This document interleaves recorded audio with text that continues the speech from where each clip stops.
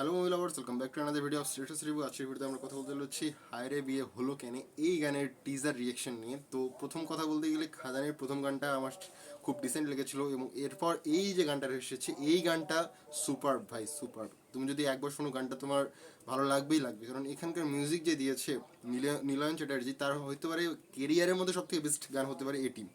এর আগে তার গান ছিল অবশেষে, যে গানটা সবার ভালো লেগেছিল, প্রায় এখনও কিন্তু 5-6 মিলিয়নের বেশি ভিউজ ইউটিউবে।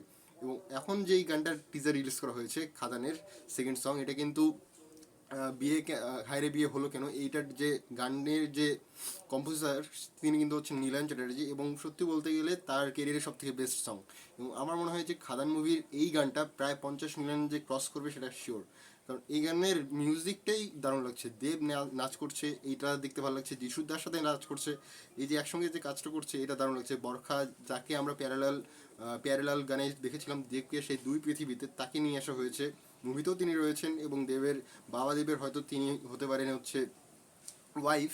এবং এই যে ক্যারেক্টারগুলোকে নিয়ে আসা হচ্ছে, হতে পারে অনির্বাণ চ্যাটার্জিও থাকবে সেখানে বিয়েতে। তো এই জায়গাগুলো কিন্তু বেশ ভালো লাগতেছে, এবং এটা একটা Bangla rooted movie, plus Bangla rooted এখানে কালচারও রাখা হয়েছে আদিবাসীদেরকে এখানে মূলত কেন্দ্র করে।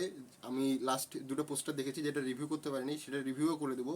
যেখানে অনির্বাণ চ্যাটার্জির যে রিভিউ পোস্টারটা এসেছিলো, এবং বরখার যে ইয়াটা এসেছিলো, পোস্টার দুটো এসেছিলো, সেটাও কিন্তু ভালো লাগছিল।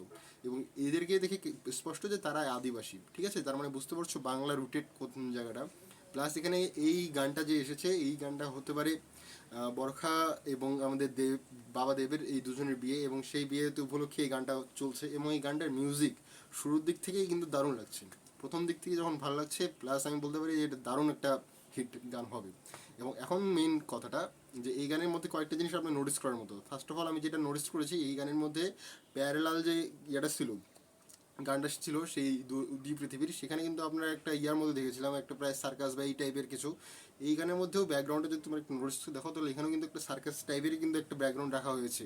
এবং এটা কিন্তু আসলে বিয়ের প্যান্ডেল, কিন্তু সেই জায়গাতেই কিন্তু ওরকম একটা ইয়ে রাখা হয়েছে, মানে ভাইবটা বোঝাচ্ছে যে আমরা দুই পৃথিবীর পর এবার দেব এবং বরখাকে একসঙ্গে পেতে পাচ্ছি। ঠিক আছে, এই জায়গাটাকে ভালোভাবে কাজ করা হয়েছে। এবং ব্যাকগ্রাউন্ডে ড্যান্সার কতজন দেখতে পাচ্ছ, এবং ম্যাক্সিমাম শট আপনি দেখবেন হোয়াইট অ্যাঙ্গেলে নেওয়া হয়েছে, হোয়াইট অ্যাঙ্গেল ক্যামেরা দিয়ে। তো দারুণ লাগছে, এই শটগুলো ভালো লাগছে। এবং একজনকে আপনি দেখবেন বন্দুক হাতে নিয়েছিল। আসলে এখন বাংলাতে তো ওইভাবে বন্দুক ইউজ করা হয় না, বাট আগে যেহেতু অনেক আগের যেটা গল্প, এবং প্লাস হচ্ছে সেই সময় আপনার হচ্ছে আদিবাসী তারা ইউজ করতে পারে, কিন্তু এই বিয়েতেও তারা ব্যবহার করতেছে, এটাও কিন্তু ভালো লাগতেছে।